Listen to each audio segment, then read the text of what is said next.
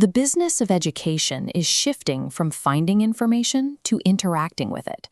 For years, students paid to search a database and retrieve static answers. Now they expect a free, instant dialogue. That shift completely destabilized Chegg. At its peak, this company was valued at $14 billion.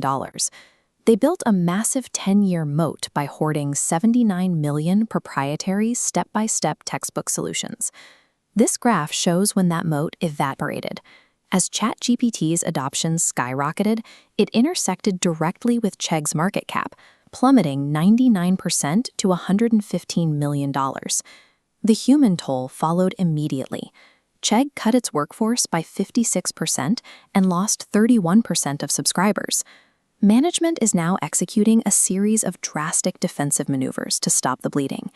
The question for investors is whether these moves form a viable turnaround roadmap or if they are simply an expensive surrender to obsolescence. The data points to a harsh reality.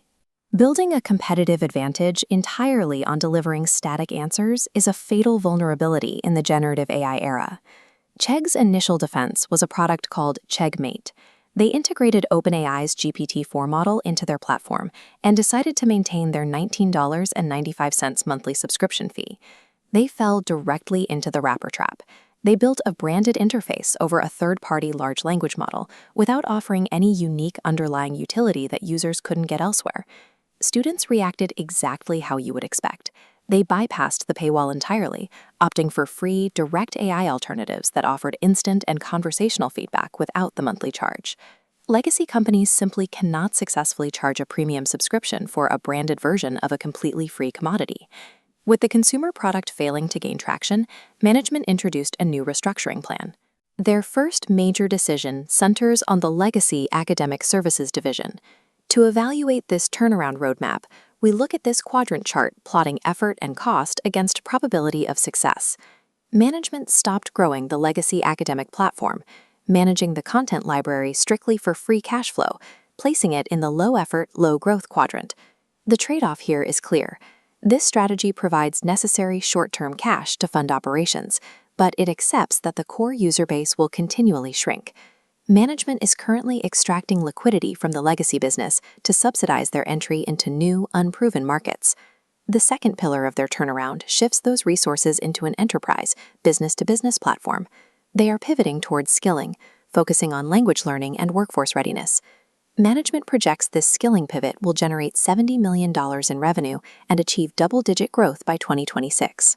This places it high on our effort and cost axis, with a massive question mark regarding its probability of success.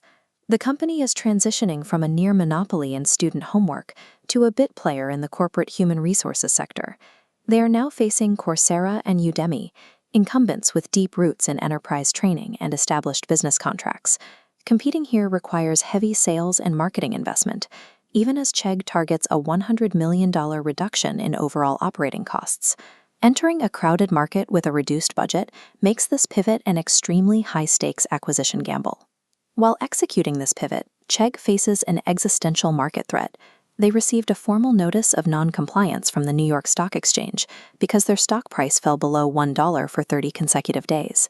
At their June 2026 meeting, the board proposed a solution, a reverse stock split at a ratio between 1-for-4 and 1-for-15. Mechanically, this artificially inflates a per-share price to prevent delisting, but as total market cap remains static, it adds zero actual value. This maneuver carries distinct negative side effects. It decreases stock liquidity, triggers higher transaction costs, and broadcasts a signal of distress. They are also executing corporate housekeeping moves, like switching their independent auditor from Deloitte to Grant Thornton to further optimize administrative costs. Financial engineering and administrative cost-cutting will buy a company time on an exchange, but they do not cure a technologically obsolete business model. For value investors, Chegg might look incredibly cheap right now, trading at a 0.36 forward sales multiple, but you have to differentiate between a bargain and a value trap. This comparison matrix illustrates the divide in the EdTech space. Look at Chegg versus Duolingo. Duolingo trades at a massive premium, near 10 times forward sales, because they integrated AI to enhance their actual teaching pedagogy, not just to retrieve answers. Because of this difference in utility, Wall Street analysts project Chegg's revenues will continue declining through 2026, regardless of how aggressively they cut costs. For EdTech strategists, the lesson is written in the valuation. Relying on third-party large language models to repackage static data builds zero enterprise value. An asset is only undervalued if the underlying product has a viable future. Otherwise, it is just cheap for a reason. We also have to look at the end consumer. Students who abandoned paid platforms for free AI tools are accepting a new set of hidden costs. They are sacrificing verified academic accuracy for convenience. They expose themselves to AI hallucinations during complex problem-solving and risk having their personal data scraped by free models. But despite those trade-offs, the Chegg disruption proves one thing. The era of monetizing static answers is permanently over. Survival in the next decade of digital learning depends entirely on owning the teaching methodology and the verified credential. Hoarding the data is no longer enough.